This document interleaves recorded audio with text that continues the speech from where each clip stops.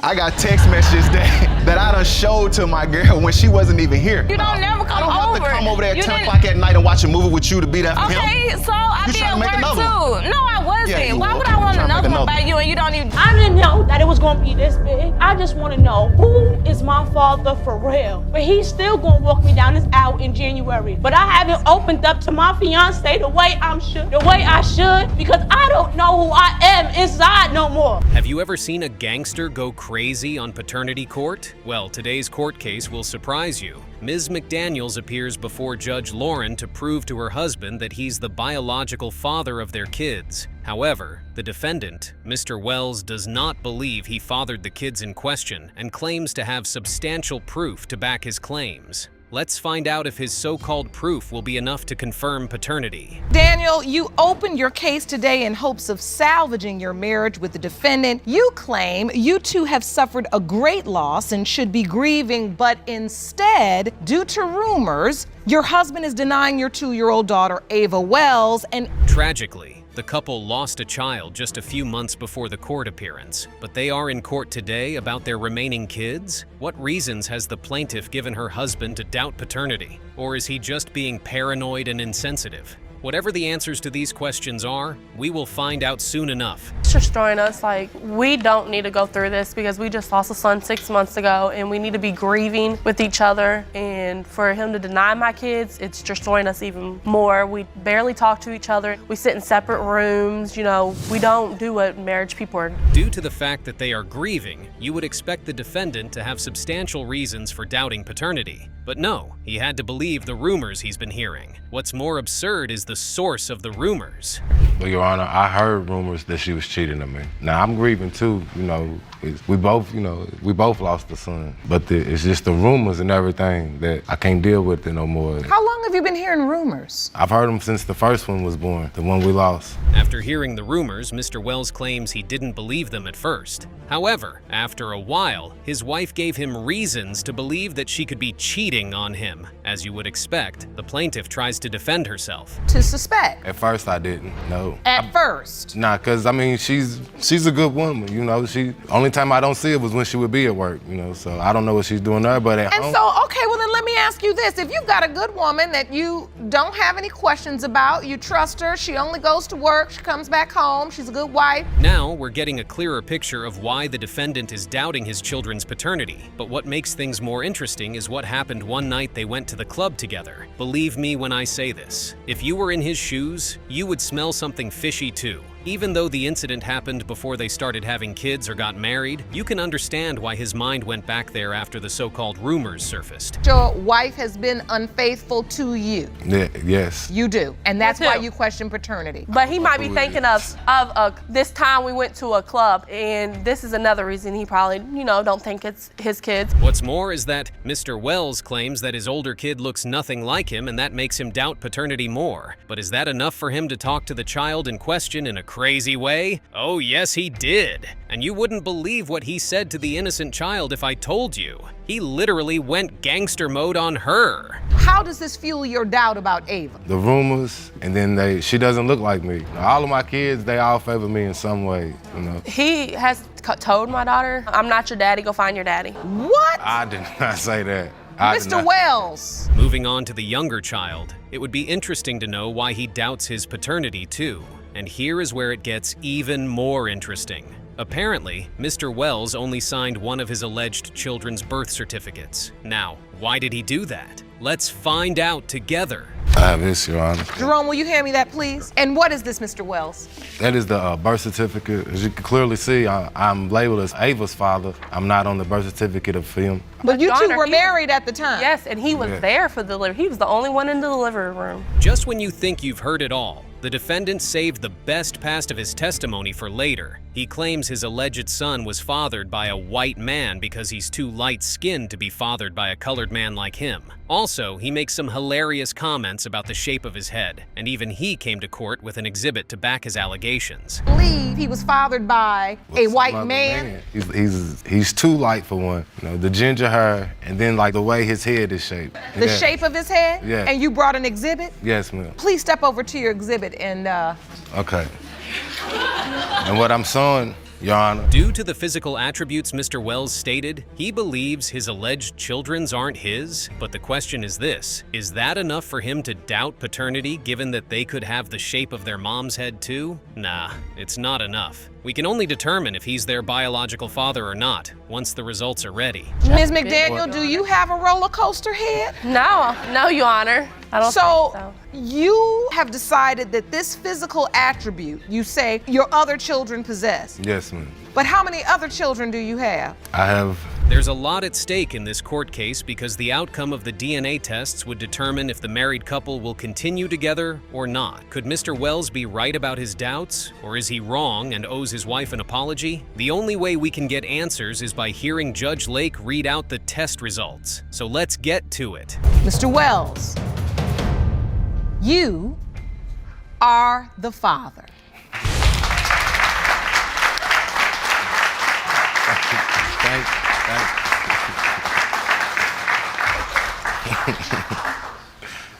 You look relieved. I am very relieved. Second result. Mr. Wells, you are the father.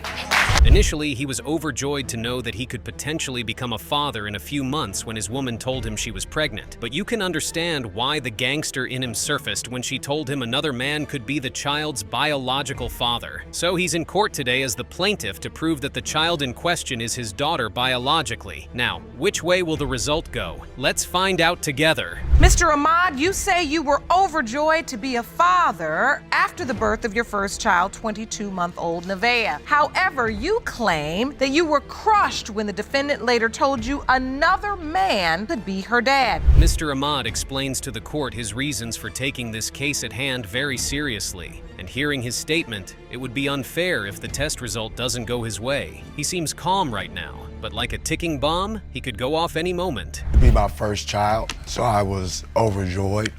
She was high risk, so she couldn't work. So what I did, I tried to do as best as a man that I could do. And you all were in what kind of relationship? Committed, or were you just casual friends, or what? Boyfriend and girlfriend. Boyfriend and girlfriend, okay. Ms. Day claims she told the plaintiff the truth from the beginning. What truth? Does she mean she told him she's been sleeping with someone else besides him from the onset? Are they in an open relationship, or what does she mean? Well, let's her side of the story.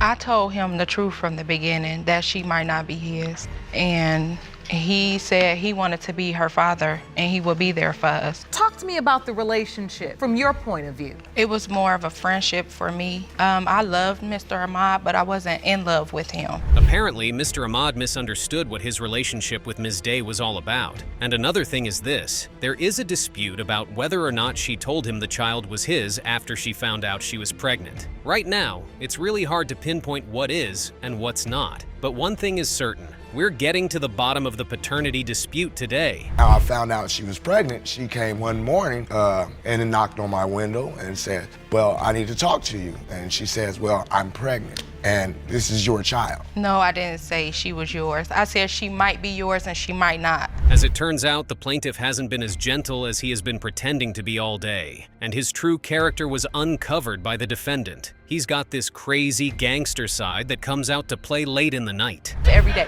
We argued so much, I never lived with him. Like, he would, when I spent the night, some nights he would kick me out at 2 in the morning. Why are you so upset now? Because you feel I just feel like he trying to make me seem like a bad person when No, he ma'am. know that No, I ma'am. told him this might not No, be his ma'am. baby. Now, to really understand the nature of the relationship between Mr. Ahmad and Ms. Day, we need to know if he was there for the child's delivery. With this knowledge, we might be able to determine if there's indeed another man in the picture. But the role plaintiff played during the pregnancy and after the child was born would make you question the defendant's claims. If she actually told him he isn't responsible for the baby, then she wouldn't have allowed him take so much responsibility. present, Mr. Ahmad? I was present the entire time she was pregnant. I cut the umbilical cord. I signed the birth certificate. After the baby was born, we left the hospital. Matter of fact, her mother picked me up to go have when the baby was being delivered. Her own mother. For more clarity, The court contacted the hospital the baby was born, and you couldn't have guessed what was discovered. As it turns out, some truth was withheld in the testimony given about the birth certificate. Now, who's lying between the plaintiff and the defendant, and why did he or she lie? Actually,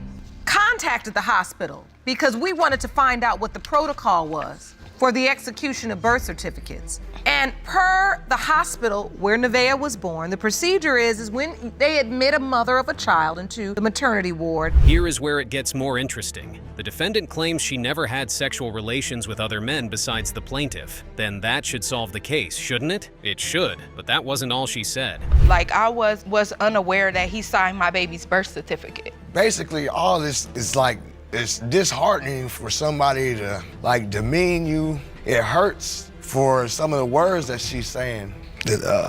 I wasn't in a relationship with him, but I never messed with another man while I was sexually involved with Mr. Ahmad. This is something that happened before I was sexually involved. Ms. Day is hell-bent on the fact that she never led Mr. Ahmad on to believe that the child is his biological daughter, but everything we've discovered all day is making us think otherwise. What's more is that the court did some investigation on the defendant's social media, and what was discovered makes the situation more interesting. Did a little investigation of your social media, and we found some very interesting posts. Now, this is Mr. Ahmad, am I correct? Yes. It says, "Happy Father's Day to my child's father. Even though she's not here yet, he's already amazing." At this stage of the hearing, it only makes sense if the other possible father tells his side of the story. As it appears, the other man, Mr. Flowers, is aware that his alleged daughter has another potential father, and like him, he took the DNA test too.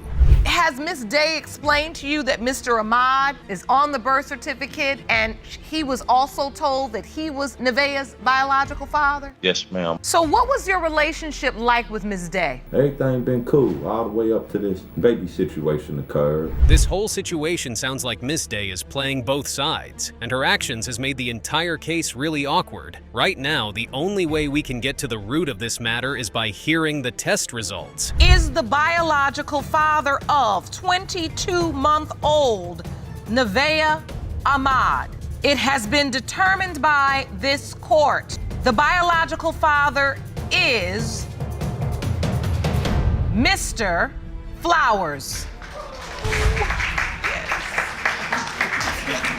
We've seen a few gangsters go crazy on paternity court, but believe me when I tell you this, you haven't seen any like this. Ms. Kingsbury and Mr. James had plans before their baby was born, but things changed after the child's birth. Now the defendant claims he didn't father the baby and he's in court today to cement his claims. Well, Mr. James, taking the DNA test is the best way to cement your claims. Miss Kingsbury, you say you were in a romantic relationship with the defendant, Mr. James, and planned to have a child together, but when your 11-month-old son, Chance, was born, Mr. James turned on you and began to deny paternity. You are here to prove, Mr. James. Apparently, it was a joint agreement between the lovers that they should have a child together. So why did Mr. James change his mind along the way? Because you don't make such plans with someone and simply wake up one morning and throw it all in the bin. No, that's not possible. At first, yes, we did plan to have a baby. At first, in relationship, it was fun, adventurous. I think I could count on her. She was supportive. That was the nature of a relationship at first. So what are you trying to say, that we weren't in a relationship, we didn't have love for each other? Now we understand why the defendant changed his mind about the plans he had with the plaintiff. But is that really enough for him to doubt paternity? Nah, it's not. Perhaps there are more reasons why he thinks the child isn't his. Well, let's hear him state then if there's more. Yes, I heard rumors. Like my friends that stay in the neighborhood, they used to tell me that she used to get out of cars with her, wherever means these are, I don't know, her co-workers or like what you just explained her. No. He ain't never witnessed me get out of no car with nobody. Now the time that we were together. Okay, we get that Mr. James stopped trusting his girlfriend when he discovered her lies, but what has that got to do with the paternity issue?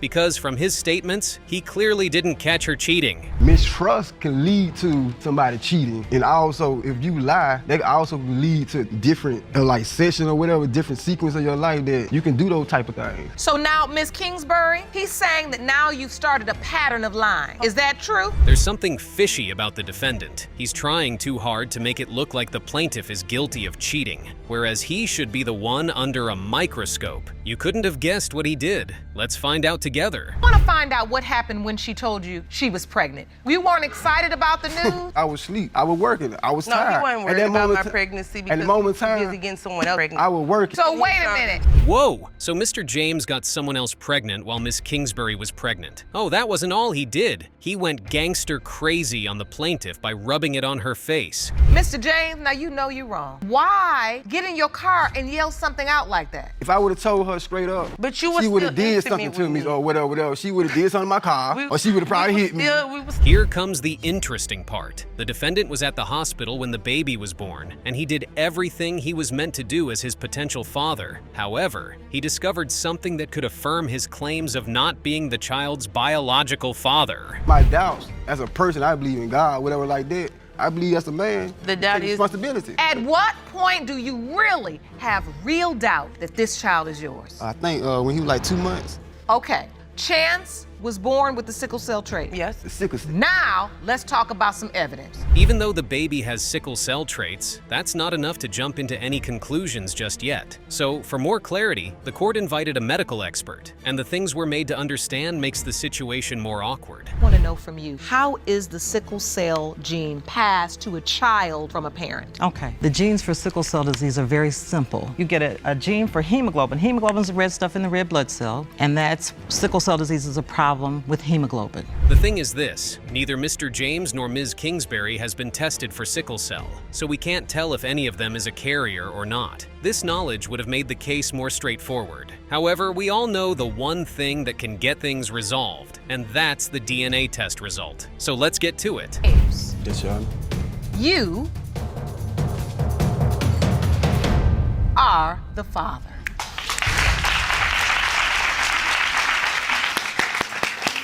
That's your beautiful little boy.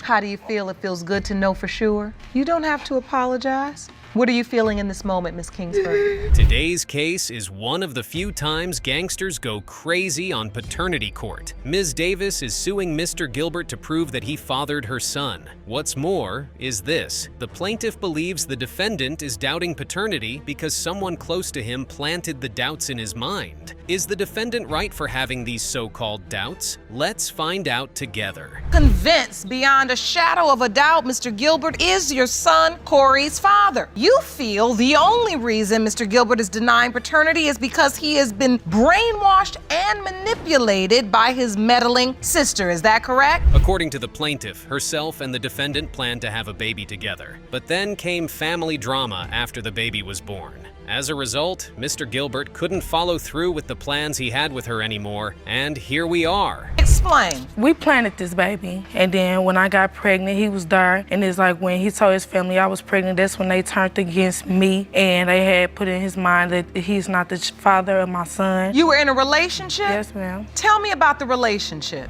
Now it's time to hear the defendant's side of the story. The young man didn't dispute the fact that he and the plaintiff had a baby together. However, he claims he doubts paternity due to some reasons he's ready to share with the court. Did you tell her you want to have a baby? Yes, Your Honor. So why doubt the baby? Because it's like the friends she hang out with, I don't agree with them. None of them. So it made you feel like birds of a feather may flock together? Now, based on her boyfriend's claims about her keeping bad friends, Ms. Davis defends herself. The question is this: didn't Mr. Gilbert know who the plaintiff's friends were before agreeing to making a baby with her? Well, that's by the way. You wouldn't believe how long they were together before they decided to make a baby. But I'm my own person. I'm my own person. I know who I want. So you admit that your friends are kind of out there, Ms. Davis, but you say that you aren't? So I don't understand how this beautiful relationship went wrong to the point where now 7-month-old baby's paternity. When he met me. He knew that I was friends with them when he met me. He been knew about them. How long were you together before you got pregnant? 4 months. Judging her about the kind of friends she keeps isn't enough for you to doubt paternity, Mr. Gilbert. You need something more substantial to make your claims sound sensible. Perhaps he's ready to tell the court something more sensible now. Mr. Gilbert? Yes, ma'am. And you wrote a love song about her? Yes, ma'am. So I don't understand how you're doubting her. It's not down her. It's just down the situation at hand. It's like my family don't feel like he mine. They don't know me. My family don't feel like he mine. Maybe it's the... Apparently, the defendant wants the baby to be his so bad. He's been playing the fatherly role right from the moment the pregnancy test result was available, but his family doesn't think he's the baby's biological father. The question is, why? Because I was sleeping all day, and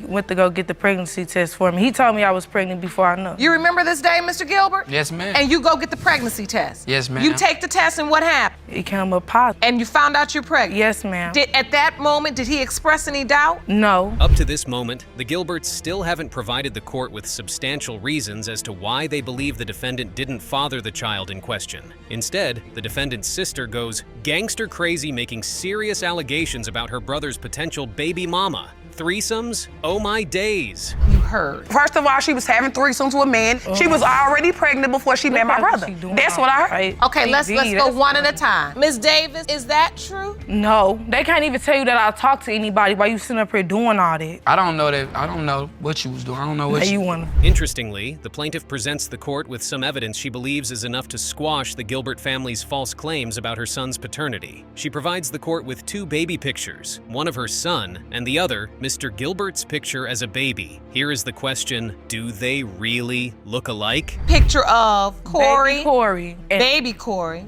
And his dad.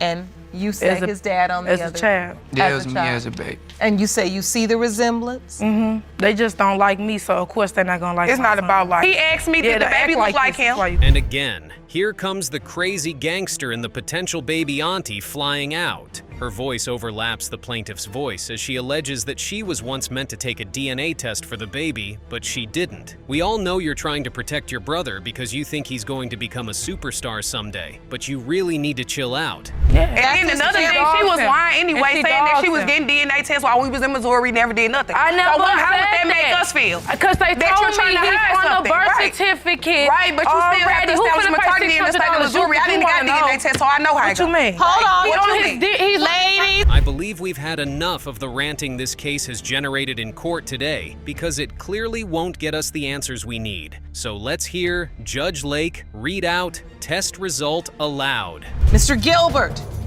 you are the father. Because you gonna be right back with me. If you want to stay over there, you can, Mr. Gilbert. It's good. Miss Davis, what are you feeling, honey? Because I've been trying to get this out for so long, and it hurt. It hurt bad. Just when you think you've seen it all, we've brought y'all a well-garnished episode on crazy gangsters on paternity court. Mr. Dark is in court today against his alleged promiscuous ex-girlfriend to prove that he didn't father her child. However, the defendant, Ms. Bailey, goes gangster crazy on him in retaliation, calling him a deadbeat for running from his fatherly responsibilities. Oof, it seems like we're about to have a long day in court today. The defendant is a promiscuous liar who broke your heart 4 years ago, stepping out on your then relationship. You admit to having a one-night stand with her 2 years ago, but are furious Ms. Bailey is now claiming you fathered her 11-month-old son. Firstly, why would the plaintiff insult his ex-girlfriend's name? As you could have guessed, he's got a long story to back up his claims. And I hope you've got your popcorn right beside you as he takes us down memory lane. Your Honor, I've been knowing Miss Bailey for probably about 7 or 8 years, and she's had a history of things like this. I'm just gonna tell you a little bit about myself and Miss Bailey. We was in a relationship for about 4 years. Okay. Oh, you haven't heard it all. Wait till you hear what she has to say to defend her actions. She clearly feels no remorse as she tries to justify her infidelity. You could see the cold gangster in her eyes as she responded to Judge Lake's questions. And I only did it because I thought you was cheating on me. Okay, but... So you admit you cheated on him? I did. Okay, and so your best friend told on you? Now, one can help but wonder what happened to their relationship after Mr. Dark heard the heartbreaking news. Normally, you would expect that that is the cause of their breakup, but no, it didn't end things with her at that point because she had his heart wrapped around her little fingers. I tried to work past it, again, because of the things that we had already discussed of us being a family and us, you know, trying to work things out, possibly us getting married or whatever the case may be, but I tried to work it past for about approximately a year or so, but I just couldn't take it. I couldn't. Okay. The inevitable happened because he couldn't handle the hurt, but the situation seems very confusing because the plaintiff claimed they broke up 4 years ago. If that's the case, how are they in court today to confirm the paternity of an 11-month-old baby? We never stopped. We never stopped dealing with each other along the way. Even though we separated, we still occasionally seen each other every, like 2, 3, maybe every 2 months, 3 months or so. What's dealt with each other mean? We still seen each other occasionally. Seen each other and had sex, or Yes, just seen ma'am. each other Still and was said having hello? unprotected sex sometimes, yes, ma'am. So even though they broke up, they still had sexual intercourse with each other along the way? Oh, okay. Well, what we need to understand now is if they had sex during the window of conception and if it was protected or not. You kept having sex until 2016. It was like early March. you have sex and you didn't use protection. No. ma'am. When was Jameer born? November 13th. You're saying the last time you were really intimate was around in March? Yes. If the dates of their last intercourse and the day of conception is correct, then it means the defendant has been using the plaintiff all these while. But hey, we can't jump into conclusions just yet. There's only one way we can determine if she's right about her claims or not. Yes, ma'am. You feel like you were a crutch? Yes, ma'am, because from the beginning, I was there at the hospital when Jameer was born, even with my doubts, because in the back of my mind, I didn't never want to feel like, okay, he really was my son and I didn't do the things that I was supposed to do as a father. I was there when he was born. Here is where things get more interesting. The defendant, who has been acting gangster all day, is suddenly crying. Like, really? Well, apparently she gave the plaintiff some conditions while they were at the hospital after the baby was born. And due to those conditions, he had to sign the birth certificate. To answer your question is because you told me at the hospital that if I didn't sign it right then I wouldn't have another opportunity to sign it. That's what you told me right there at the hospital. No, I didn't. You didn't have to sign it. I didn't force you to sign it. You signed it on your own. If I didn't sign it, what was gonna happen? He won't have your last name, you won't get to sign it. Did you not say that? Back to the tears. Why is Ms. Bailey crying so hard? Is she feeling remorseful because she knows she's about to be exposed, or sorry for playing on Mr. Dark's intelligence? Well, let's hear her state her reasons for crying as she answers Judge Lake's questions. What is upsetting you in this moment, Miss Bailey? Because you know that it is his son. Like, my baby look exactly like him. It's upsetting you because he's denying him? Yes. You don't understand. I have 3 other kids that I take care of by myself. Now wait a minute. This isn't the first time Ms. Bailey will be tangled up in such situation. As a matter of fact, she's not denying it. No wonder the plaintiff is so confident about his doubts on being her son's biological father. Okay, but I made sure that I wasn't gonna do it again. Like, I made sure that you was gonna be the only person. Miss Bailey, have you been in a paternity situation before? I have, with my ex. You have? Yes. With your ex? We know for sure that Mr. Dark didn't have sexual intercourse with Ms. Bailey during the window of conception. However, she makes a strong claim on whether or not she had sex with someone else during that period. Her claim makes the child conception seem somewhat biblical, because if you try to wrap your mind around it logically, it makes no sense at all. Intimate in February during the window of conception we outlined between February 17th to February 24th. No, ma'am. No. Both of you said no. So, Miss Bailey, I must ask you, respectfully, who were you intimate with during that time? At this point, it feels like there is no need to drag things further. It would be a miracle or a mix-up with the dates if the plaintiff turns out to be the child's biological father. But if he's not, then it means the defendant has been holding back some truth in her testimonies. Well, whatever the case might be, I think it's time for us to hear the DNA test result. Mr. Dark, you are the father.